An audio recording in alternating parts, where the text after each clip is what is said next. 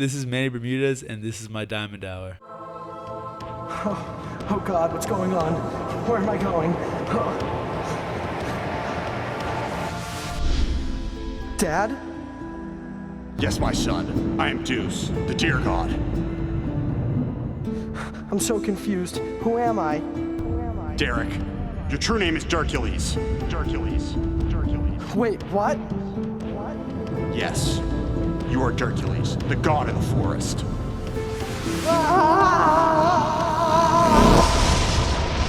Season 5. Hosted by your favorite podcast host, Big Bochi. You already know the deal, motherfucker. What's up? This is Connor Holloway, and this is the Golden Hours podcast. And you know how we rocking over here, baby boy. If you by chance get any sort of value or entertainment or any sort of information from the episode, all we ask, man, is just share it with a friend. I'm getting better at this podcast. I'm talking quick. Yeah. And listen, we have not one, but two extremely special guests. Not often can you run an episode with two friends. One old and one new. And so, before we move on and I introduce my guest, yeah, baby boy, pull up to the mic. This is your moment. This is your moment, baby boy. This is Wasim. Yes, sir. Tell him who you are. One of Connor's old-time buddies from high school. Wasim calls me nearly every day, which I actually do enjoy. Because it's like, you know, I got friends out there. You feel me? But he's been totally like, oh my God, I like the podcast. I like what's happening. So I'm like, yo, bro, just show up to one. Just show up to an episode. Just show up. And he's like, yeah, dude, I'm actually going to do it. And so I was like, all right, you know, a good episode, a good relaxed episode. Be like, yo, come to Manny's episode. That'd be a good one. You sound like I'm scared. No, not that, bro. You know, I'm just trying to introduce you to new things. Wasim's been studying for a CPA, so it's like tucked in the library. He's like a CPA slash, you know, Jamie from the Joe Rogan podcast. Yeah. He's like a combination of the two. Man, the CPA is absolute trash. That's a thing, man. Everyone always says that who studies for the CPA. They're like, I'm just gonna do it for a year and then I'm gonna get into quit. Something else. I'm gonna quit. What type of commitment is that, bro? You got to be the best accountant of all time. And so, with that being said, there have been very few guests who have had a diamond hour. This is the third one, and I have someone I admire a lot because we're the same age, and my dude's totally manifested his dreams. Like, not even to sound totally dramatic, but like he's literally living out his dreams. How fire is that at 25? Right, 25? Yeah, 25. It was a little dramatic, but dude, I'm proud of you, man. It's like I know you now. Thank you. But on my right, prime to fight. Is it October 18th? October 18th. Prime to fight October 18th at the TD Garden. Manny Bermudez. That's it. You sound like Bruce Buffer. Can you give a quick synopsis of who you are and what you do? Yeah, so my name's Manny Bermudez. I'm a 14-1 professional UFC fighter. My next fight, like you said, is October 18th down at the TD Garden. I'll be fighting Charles Rosa, who's 11-3. I'm not quite sure how old Charles is, but 33. 33. So I'm fighting a 33-year-old man, Charles Rosa. And he's a Rosa. So for quick synopsis, Charles will also be coming up on the podcast. And he is Mikey Bonkers, a.k.a. Mikey Caffeine Pills' cousin. So, yeah, I mean, if he's anything like Mike, man, you got your hands full, though. Just made me split coffee on myself. You like the rocket fuel? It's good. It tastes good. Big coffee guy. So, when you had started initially training, like when you were, 13, 14, was that, always yo, damn, it would be so incredible if I could fight at the TD Garden or fight where the Bruins and Celtics play? I think the UFC was more was more of the thing that would have been super cool. The TD Garden, I would, because I'm from East Boston, so I would always drive by it, and then I always saw that as a hockey/basketball venue. I never thought it was gonna be a fighting. Mm-hmm. And so I think the UFC's only had 5 events over there. And this is probably going to be the 6th one. And so, I just didn't put the two together. So I never really thought of it as a place that I would ever be competing, ever be working, nothing like that.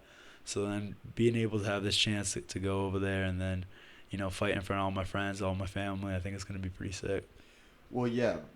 But like when you're growing up and like you're dreaming, like, yo, this would be like me at the highest level of like what I could do. What did that look like when you were young? Yeah, no, I mean, like just like fighting in like a back alley type thing. No, so I could always see like the octagon, like that would be the spot that I always wanted to fight in, the UFC, but I never really thought about the stadium. I never really thought about the venues. I never thought of like all the surrounding stuff. It was only just fighting at like in that cage, you know, and getting paid for it and having that just be my only job. Did you picture you fighting somebody, like when you were visualizing it? Was there someone specific you're like, yo, I'll be fighting Max Holloway? No, because so when they talk about me fighting Uriah Faber, that to me was really weird because I grew up watching him. I thought that like by the time that I would be, you know, in the mix a little bit, all these guys that I'd been growing up watching were gonna be retired and gonna be, you know, kind of like out the door. No, these dudes have longevity. I know, like, and a lot of these guys are coming back. They're like taking little breaks, like, you know, resting their brains, coming back stronger. So, I mean, it's interesting. It's cool. Uriah just came off a win too. Just beat this kid Ricky Simone. Who is Randy Costa fighting? Is the guy's name Boston? Yeah, his name's Boston Salmon. So he's an Asian dude? Hawaiian, I think. Hawaiian, yeah. First name Boston, last name Salmon. I know. Was that like a marketing ploy on the UFC's part? I don't think so. I met him one time. I went to the PI and the guy's name is Boston Salmon. Yeah. So that sounds like an incredible dish. Yeah. So I went down there and I didn't realize, like, I see a lot of faces, so I get like kind of confused, but and I get punched in the head. But so but I saw him and I was just like, oh hey bud, how you doing? And he's like, oh hey, you're from Boston, right? And I was like, oh yeah, I'm from Boston. And I like put two and two that his name was Boston too, and he just kind of started laughing to himself. And then like I was like, all right, this is weird. And then like he turned around, walked away, and then that's when I got the joke, and I was like, oh, Boston. And by that time it's too late, so I just kept walking. Is he bantamweight? Yeah, bantamweight. So you're jumping up weight class completely this time? Yeah, I'm going up one. Whoa, is that a big deal for you? It means I don't have to cut as much weight. Yeah. So. How tough has it been? Because, dude, you were in the middle of your cut last time. Like, with the last episode we ran, and like, yo, bro, I got 35 pounds to go. I was like, yo, dude, I feel for you, bro. Yeah, no, it was definitely not fun cutting that much weight. So having the opportunity to kind of, you know, like, it's tough because, you know, I got 10 extra pounds that I don't have to lose. But it's still a big weight cut, you know. Like the PI guys were comparing me to other 45ers, and I'm just as big, if not bigger, than most of those guys too. So, you know, I can't take this cut lightly either. Was it inevitable though that you had to jump up?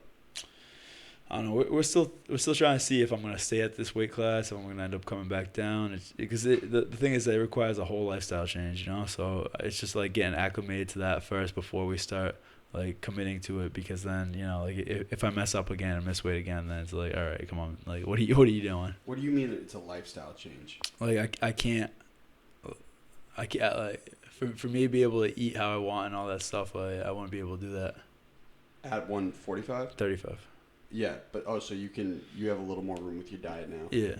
So like you still hitting that Brazilian steaks shop up the street. Well, it's like in between camps, you know. Between camps, I just get a little more leeway with 45 than I do 35.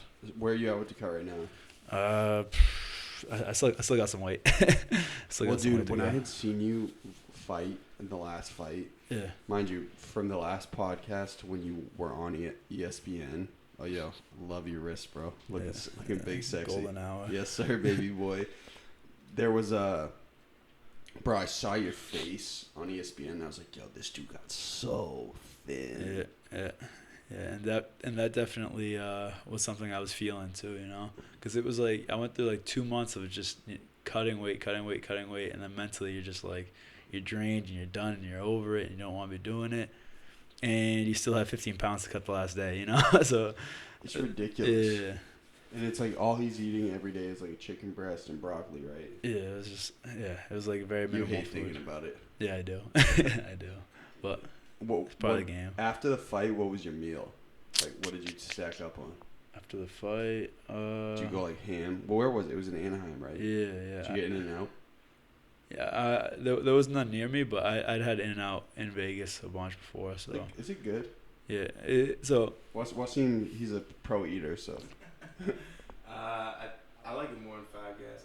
It's a really good bang for your buck. yeah. No, I think that's the biggest thing though. It's like it's a good burger for like $3 or whatever it is, but it's only a burger for $3. You know, like. So you don't. There's no fries or anything with it. Oh no. Definitely are. Well, Yeah. you didn't get just one burger. What'd you end up getting? Whenever I'm out on the West Coast, you don't have it out here, so I go off. I literally get like the maximum. Yeah. Is that what you did after the fight? You hit Denny's or something? No, I went somewhere good. I can't remember what.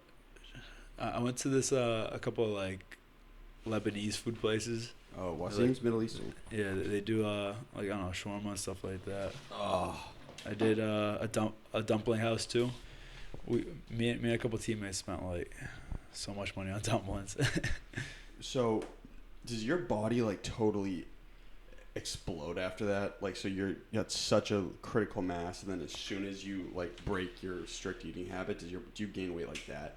Yeah, it's tough too when I'm lifting, because then like you lift and then you just get hungry all the time, and then like it's just like a bad combination for me, because that's when I swell up. That's when I get to 180, like just because I never get full, and then I just keep eating, keep lifting, keep training, or whatever, and so I think the fighting does kind of rein me in terms of food and diet and all that. Has anybody ever recommended you do intermittent fasting?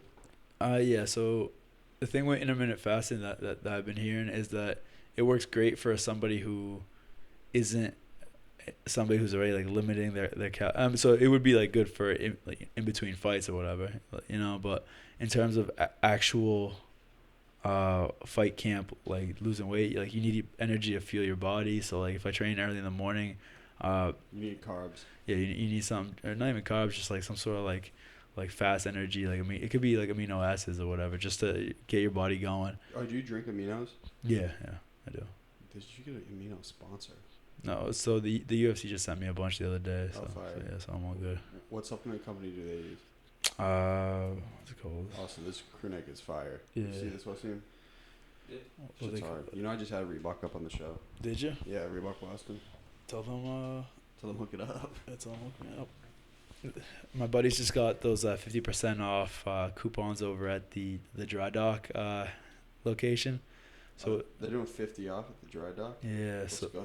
No, but so I went there, and then I just happened to be up at Assembly Row, and I looked at this stuff in Assembly Row, and so when you walk into Assembly Row, it says right off the bat like 60% off, like whatever. The sales are nuts though. Yeah. So, but I was just like, oh, so like, I didn't really get 50% off anything.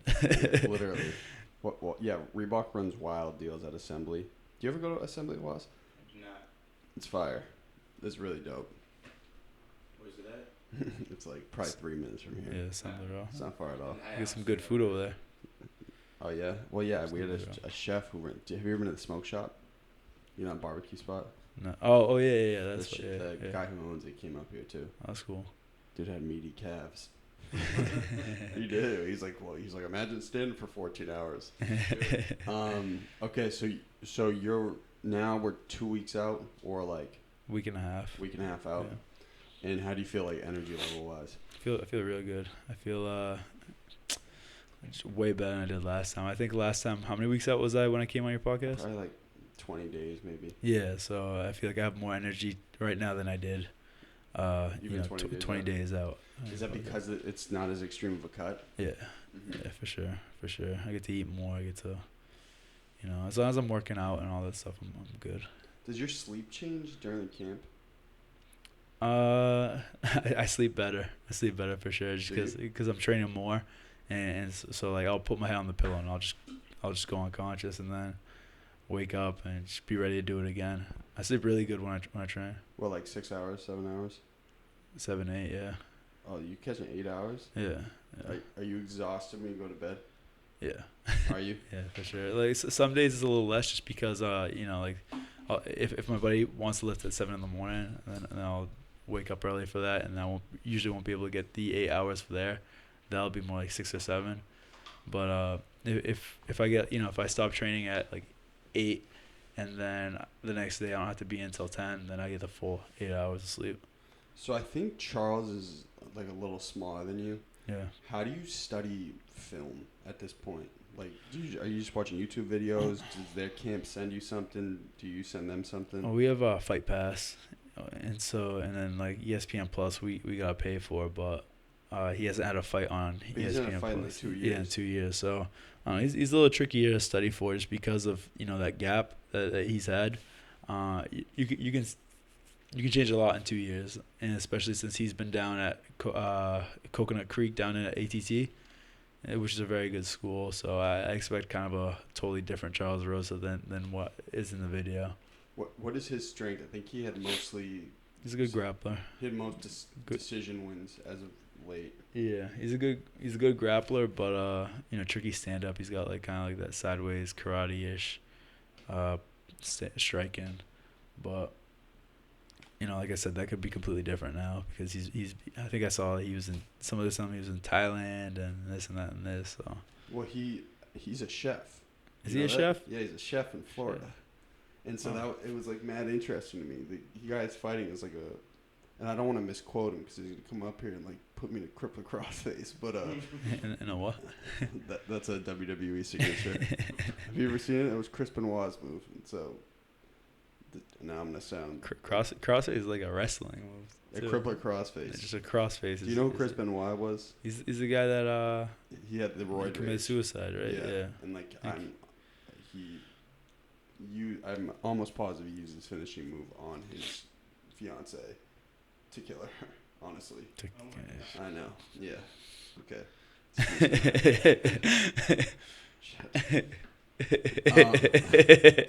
So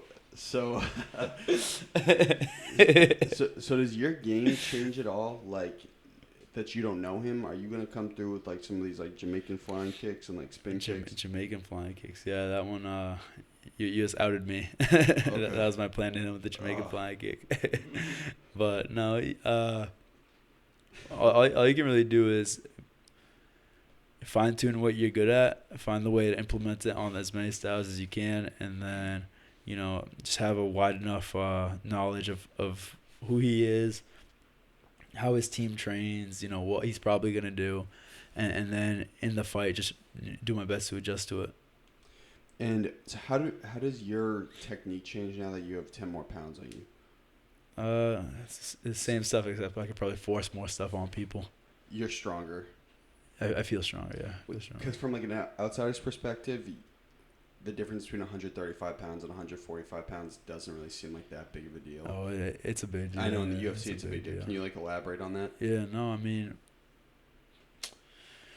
I don't know what exactly it is about somebody, like 10 pounds makes a huge difference because in everything. So say you shoot in on somebody and you're going to go like pick them up and they start hipping in towards the ground, like you feel the weight that they're, pushing onto you. And every pound, I think, it just makes it seem just so much heavier. Like, punching power, it makes a huge difference then, too. Like, when I come in, like, a little thicker, then it's, I can literally just sit there, just roll with punches, take them, and then just, throw a lot heavier than I usually throw when I'm not, 135 or... Are you faster? I don't think I'm faster. I just think I'm more powerful at 145. Well, see, when was the last time you were 145 pounds? Man, what weight class would Wasim fight in? How tall are you? I'm 6 feet, 270 pounds. 270. Oof. Then, yeah, you'd be a heavyweight then. Yeah, you should go over to the gym. Honestly, they don't have big dudes to train with. 205. Honestly, I actually love hitting the speed bag, and like when my cousin was around and he'd hold up the pads. Wasim, grip the mic more. There you go. Yeah. When my cousin was around and he'd like hold up the pads and he'd teach me some boxing combinations. That shit's so fun. Yeah. I think that's like that was around like 2.5 years ago now, and that was the best I ever felt. Like those workouts, you just feel amazing after. You should go over to the gym. Like, would that be a benefit for you in the camp to fight with a bigger dude, or are you training with someone that's the same exact body type? I mean, in general, it's always good to you know, like, so for example, like if you're picking up bigger dudes all day and then you get into a fight and then the guy's smaller, you're like, oh, all right, like I can just pick him up easy. In terms of, you know, you do want somebody that's very similar to the style of the guy that you're fighting, but you know, it's all kind of arbitrary stuff. Like, Makes sense. Yeah. So the fight's now like 10 days out. When do you just stop training entirely and rest? The last couple of days, I'll be mostly cutting the weight. So I think like the last maybe 4 or 5 days, that's when I'll be like focusing only on shedding the weight off and, you know, like sweating a lot and all that stuff. So I don't like have a problem with sparring and moving around and stuff like that, but I just don't want to get hurt.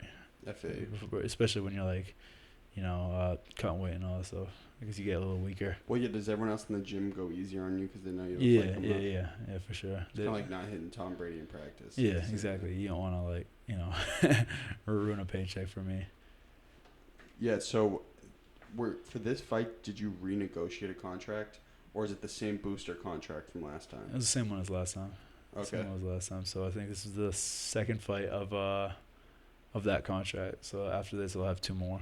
4-fight contract, right? 4 fights, yes, sir. And then after the fourth fight, you consider. So after the third one, I can renegotiate again. Okay, so not this one, but the next one. Yeah. And so normally, will you be able to ask for more? Yeah. Well, if, you know, it depends how many fights you have. Depends how well you do. All that stuff. So because you missed weight, did you have to give bread to the other fighter? Is that how it works? That was some stuff I probably just. Okay, fine. Yeah, no worries. Yeah. But you're catching the same check for this one. Yes, sir.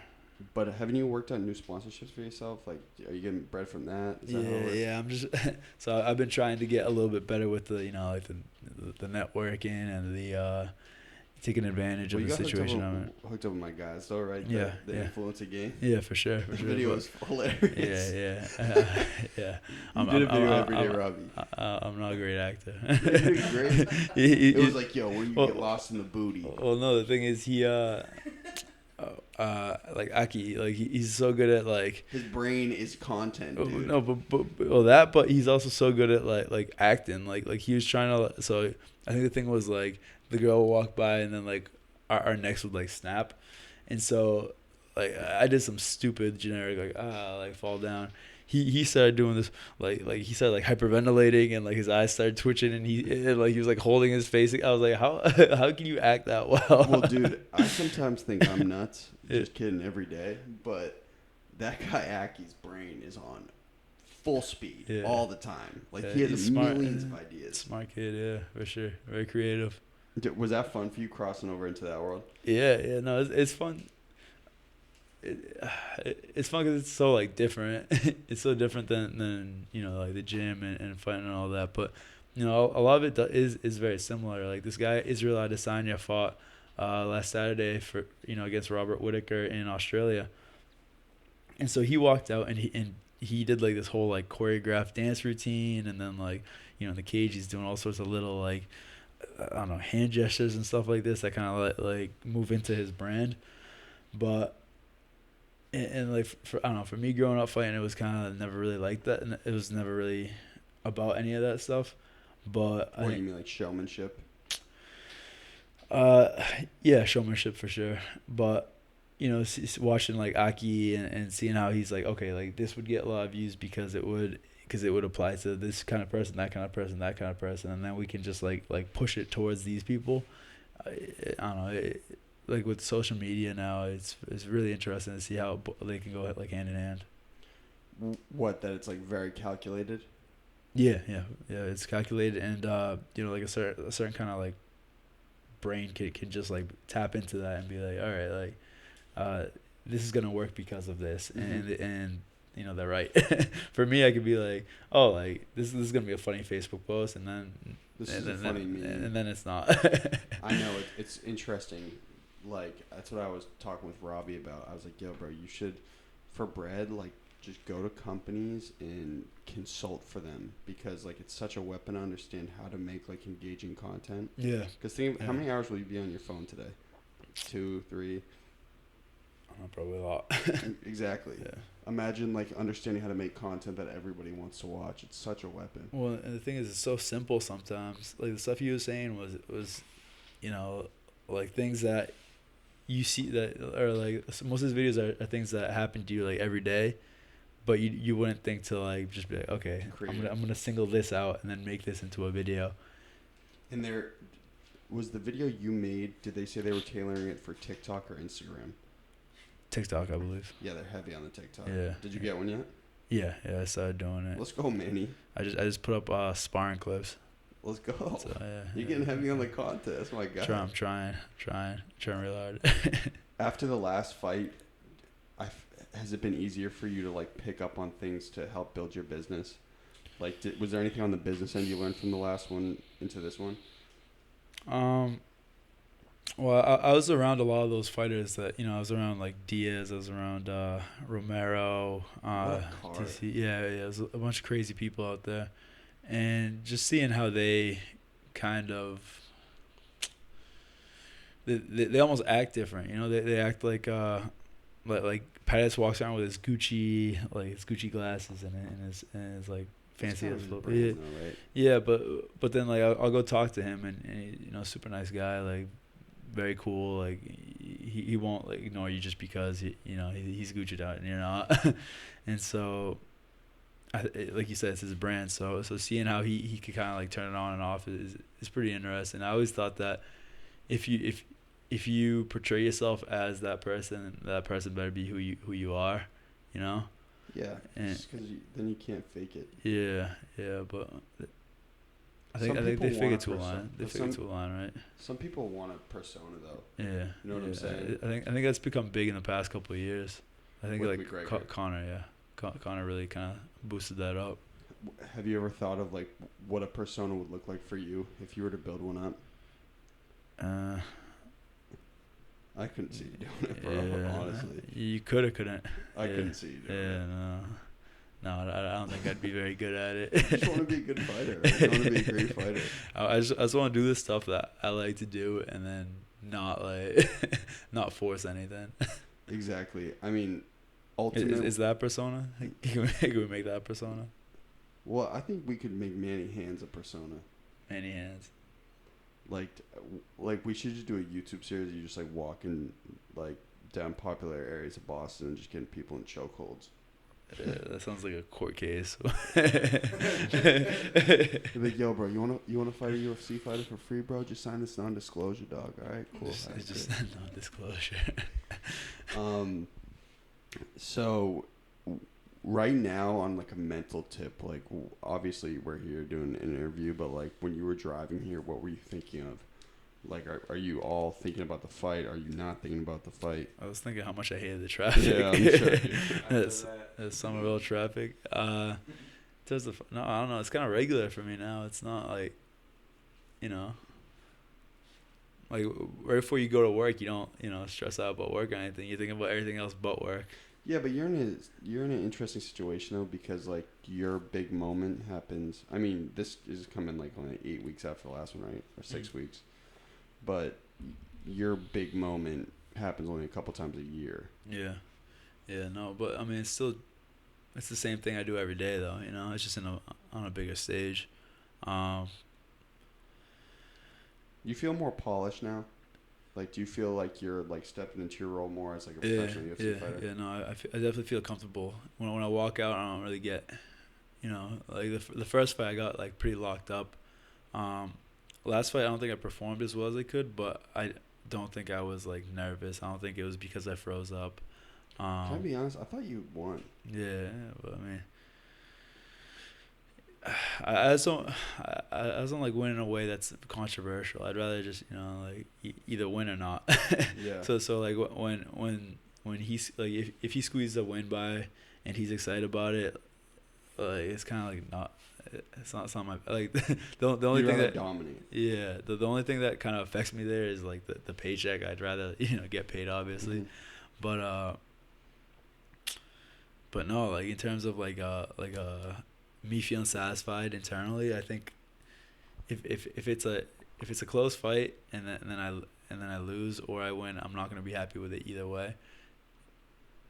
So I always got really kind of like whenever people would be all excited over winning a super close fight.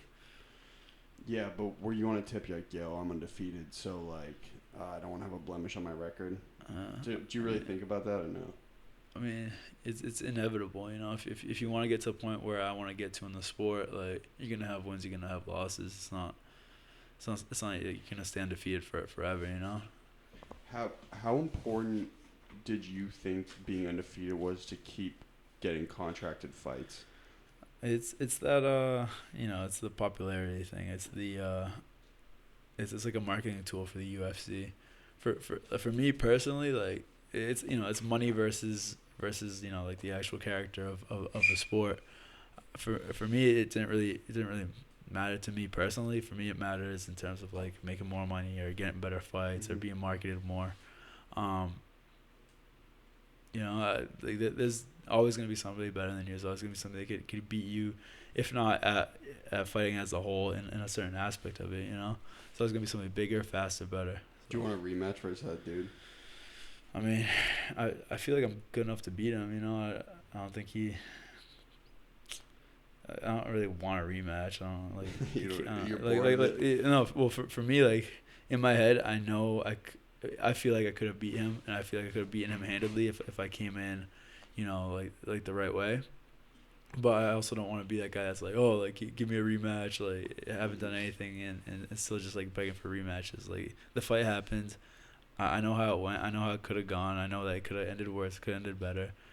Took it out, man. Yeah, I took it. Yeah, just move on with it. It's not a big deal.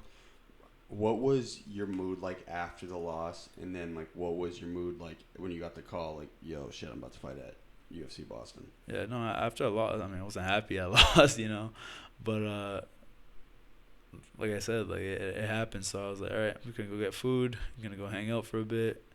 You weren't that injured either, right? No. I think I threw up. I threw up because I was like exhausted. You're tired as hell. Yeah, I'm always tired as hell. Dude, you look like Jack the Pumpkin King, the skeleton. I was like, whoa. Who? Dude. Who's that? You got your phone on you? It's up there. Yeah. When you get after this, look up Jack the Pumpkin King. Yeah, well, so you can look it up. Go ahead. All right. But yeah, so were you... Is it like a depressive phase after you lose and you're like, yo, this sucks? And are you like really dwelling on it, or do you turn the gears and are like, okay, let's get ready for the next thing? I don't know. I really don't even think about. I don't really think about it. I think about the things that I could have done better. I think about the things that went wrong, and I just try my best to fix it. You know, I try to like make it so that the situations that made me lose don't happen again. I'm not like depressed about it. like I said, like losses happen. Everybody takes losses, and so you're not one of those dudes who just like totally internalizes it. Yeah, like, no. Well, I don't think it changes me. I don't think it changes me as a fighter, as a person, nothing like that. I think I'm the same. Because you know, I think if you start dwelling on it, that's when it affects you. Like, you know, you get out there and you're like, oh my god, I can't lose again. I can't lose again. I can't lose again. And then you know, start like making stupid mistakes because you're thinking about it so much. You know, just part of it. Yeah. No, I mean, you lose in basketball, you're not gonna take it personally, right? Well, I'm pretty sore about it. Yeah. Well, all right. Well. Your life's over. So, it's what, like 3 weeks. The fight's over, right? Yeah. You're just like, I'm sure, just like kind of just eating, just relaxing, yeah, digesting. Do you get a call from the UFC? Did you know they were going to contract you? No, I got a text from my manager. You got a manager now? Yeah, he's always like helped me. So I get a coach, and then I get like a manager that kind of like deals with the business stuff. Yeah, and I've worked with him since my first fight in the UFC. But yeah, no. So I was just like sitting around eating, with a couple friends, and then I get a text saying, "Do you want to fight October 18th, TD Garden against Charles Rosa. And I was like, yeah, sure. Yeah, I was like, yeah, sure. Put my sandwich away. I'm just kidding. I ate my sandwich, but yeah, no. And so, what was that like? What is that like, dude? That's like a moment. Like, if I were you, I'd be like, yo, that was the most incredible high of all time. No, it was definitely sick. My parents haven't been able to see me fight live in person for the UFC, so first thing I thought was, all right, cool, they get to come watch me fight. I knew my friends and family were gonna bring a huge crowd too, so. Oh yeah, is your family gonna be fat at the? Yeah, TV? Probably. Yeah, definitely. How many people? I don't know. I got too many cousins to count. No way. You got a big family? Huge family. So. How much are tickets right now? Do you know? Oh, yeah, you don't care. They'll probably sell out. Yeah, no. Everybody's been asking me for tickets. I'm like, dude, they gave me 4 tickets. Like. Oh, I'm sure Matt. Yeah. Like, yo, bro, can you get it for free? Can I get a lock room? And that's all I got. I just get the tickets they gave me, and that's it. Yo, what song did you come out to in the last fight? Oh, it was My Bitch Go Loco. Oh yeah. I thought that was hard, dude. That was funny, yeah. What are you gonna come out to this time? Do you know? I didn't think about it. It's usually like come out to some Adam Hanna, bro. Adam Hanna. He's gonna walk me out. He's gonna walk me out. What? That would be so funny. Or have him go ahead of you with the acoustic and then have him walk in. And then halfway through he turns into like a heavy metal like. That'd be hilarious. He's a good kid. He's a great kid. I saw him perform at Capo a couple weeks ago. Kills it, bro. Killed it, murdered it. He was really, really smart. When we had left school, he was like, dude, I know the good bars in Boston. I know the ones I got to get into. Yeah, it's quality. Yeah, Capo's great, dude. Yeah. All right, so you're 25 years old, right? Okay. You dream about being a professional UFC fighter, and now you're fighting at the TD Garden. I want you to give me like 20 seconds of motivational talk. Okay. I'm 25, living my dream. What is it like, man? People want to hear stuff like this, dude, you know? You put me on the spot. Do you believe in manifestation? Like you believe in it, it's gonna happen? Yeah.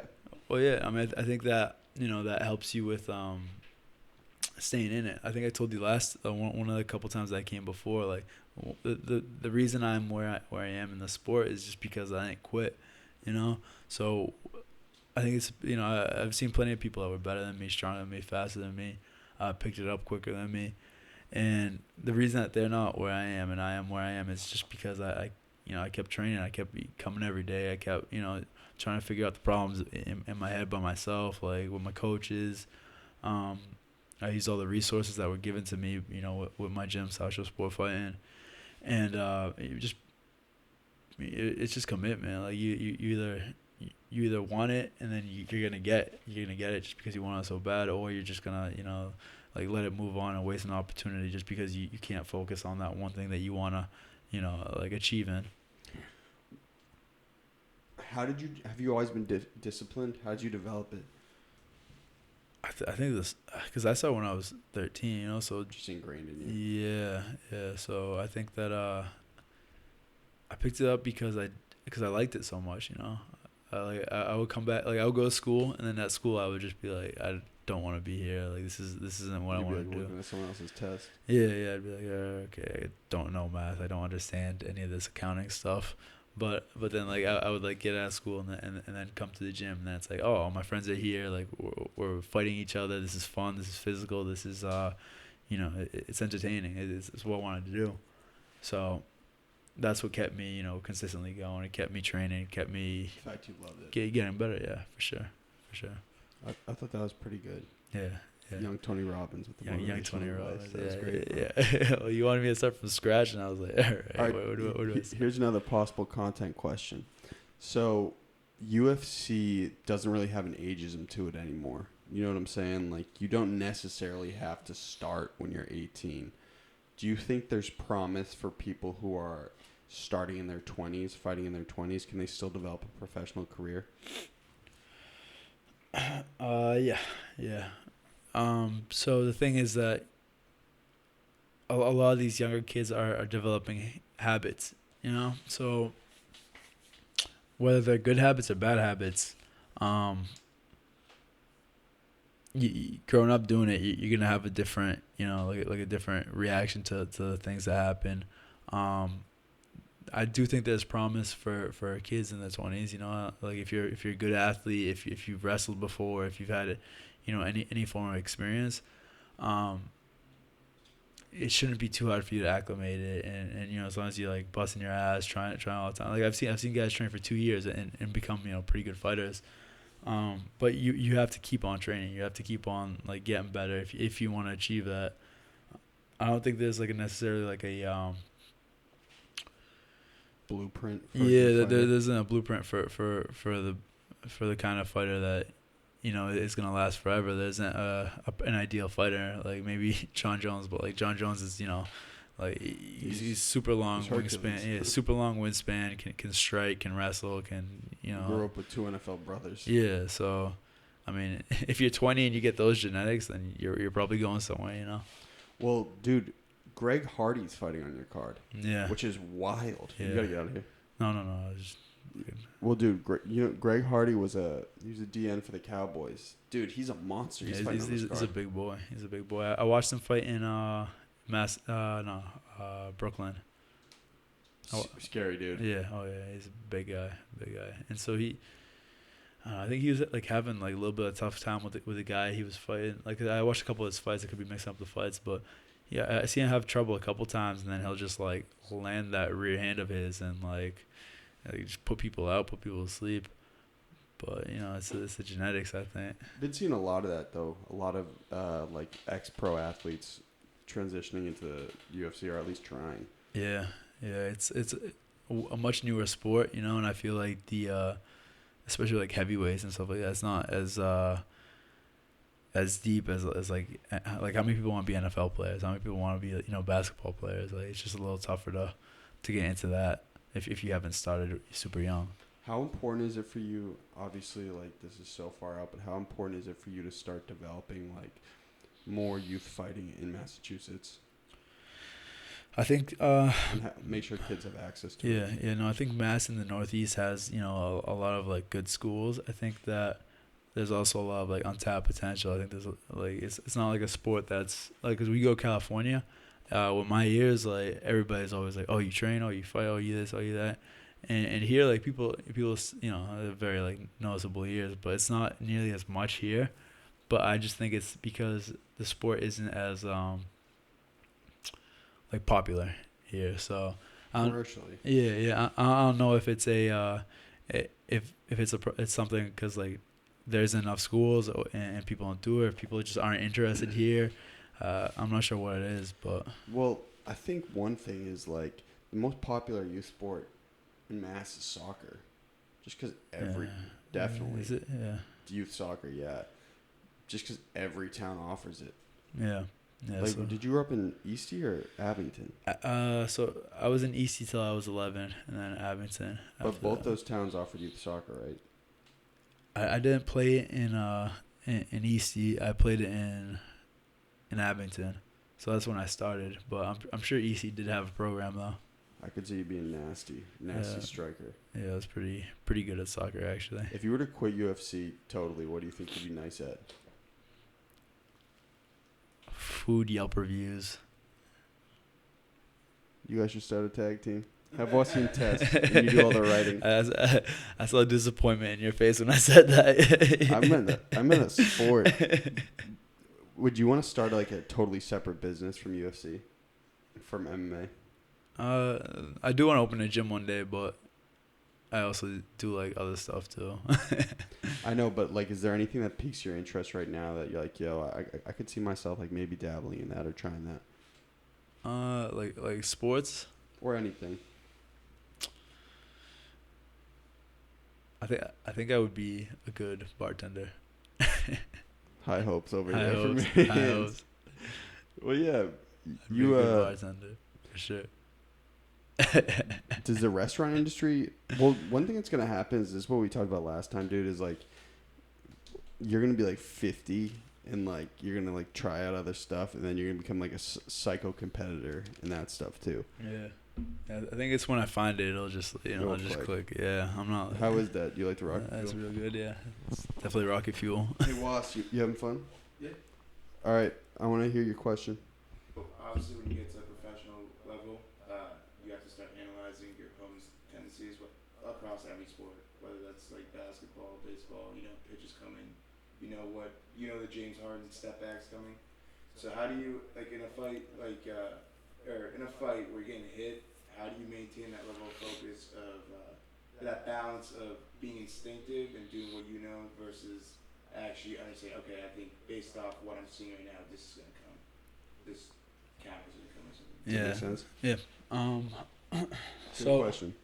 growing up doing it, you start to be able to like different kinds of punches, right? Like, so some guys will hit you and it doesn't feel like anything. Other guys will hit you and there's a little sting to it. And there's like another kind of then there's like a certain kind of guy that'll hit you and it's like, all right, I can't take any of these punches because that'll put me asleep. So I think the first step is usually, like assuming he's not the third kind of puncher, being able to take the information that they're not going to put you asleep immediately, and just be like, okay, now I can start like kind of picking my shots, seeing what they're throwing, moving certain ways, and then trying to trick them. You taking yourself out of that is a little bit,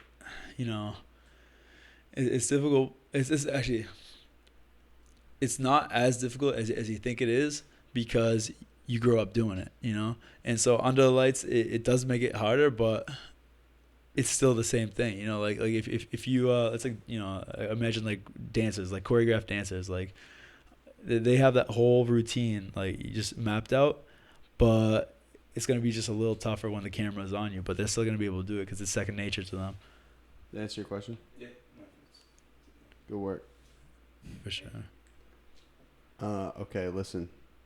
I want to talk a little business about how you're negotiating sponsors now. Like, how do you do it? Do they reach out to you? Do you reach out to them? So also, where's my T-shirt? Where's my Mason T-shirt? Yeah. So what the hell, bro? yeah. So the T-shirts are coming. They come in next week. Just the printing was a little late. We had to get all the sponsors laid out a certain way, but in terms of sponsors coming to me, it kind of depends, honestly. So like with the T-shirts it was kind of like something more of a fund for Mason. So as for a price for the slot on the back, and then for each shirt I'm just gonna donate some of that to Mason, who if you guys don't know who Mason is, he's my so one of my training partners, Mark Jovi. He's always been like super awesome to me. He's like a great guy, always helps me out when I'm in need. And he has a son named Mason, and Mason grew up with basically a tumor on his brain, and he's had it for his whole life, and he's always just had like a super positive outlook on everything. He's been, how old is he? Right now I believe he's like 14, 15, but he like I remember one weekend I looked on Facebook and I saw like Mark had said that he had gone through like 2 or 3 brain surgeries in like 2 or 3 days, like just like crazy stuff. And so I went and visited him at the hospital, and he was just like he was obviously like not feeling that great after having those surgeries, but he was talking, and he was just like super positive attitude, and it was just like something that inspired me a lot. But so I'm trying to raise a little bit of money for him. I'm trying to make sure that his medical bills get, I don't think I can cover them, but like Give him some bread. Yeah, give him some support. In terms of the sponsors though, okay, so yeah, I'll snag a shirt. How much? Yeah, I'm doing $25 a shirt. Yo, bro, it's kind of steep. Yeah. No, that's sure, bro. I'll buy 2 shirts. No problem. For sure. But and so then in terms of like other sponsors, like if it's like a sponsor that wants me to do like a different kind of advertising for them, or they have an idea that they want to pitch to me, like we could do that on the side and figure out what it is they want to do and how much that's going to cost. So like for instance, let's say I approach you as a sponsor. I'm like, yo, dude, I would love to like put a golden deer on your gloves for when you fight? Is that something you can do or no? No, because Reebok and the UFC is very, they're very stringent on what you can put up there. They used to have the customizable shorts, and they got rid of those. Like guys were coming in with this one brand that I remember is Condom Depot. And the guys would have it right on their butts. Condom Depot is cutting the check. Yeah. So, so I don't think that maintained with the image that the UFC was trying to put out.